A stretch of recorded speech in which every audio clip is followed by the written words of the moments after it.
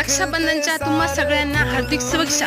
पण एक गोष्ट मला लक्षात आली, रक्षाबंधनला बहिणीला भावाला राखी बांधावी लागते, बरोबर। पण मात्र आताचा काळ असा आहे, जर कोणाच्या घरी होऊन राखी बांधायला गेलं, ती आली राखी बांधायला 10 रुपयाची राखी, 100 रुपये ओवाळणी, तर हे चुकीचं आहे। बहिणीला भावाकडून पैसे नकोय, बहिणीला फक्त भावाच्या घरी गेल्यावर तिच्या भावाचे 2 प्रेमाचे शब्द, त्याची आपुलकी, याचीच बहीण भुकी असते।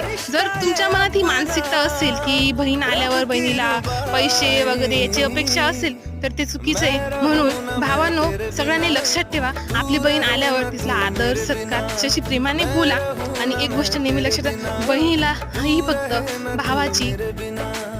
भाव हातचं सुखी राहायला पाहिजे, आनंदी राहायला पाहिजे, व्यवस्थित राहायला पाहिजे, अशीच ती तिच्या राखीच्या वेळेस देवाकडे प्रार्थना करत असते। म्हणून भावानो, आपल्या बहिणींना जपा, आपल्या बहिणीवर प्रेम करा आणि पुन्हा एकदा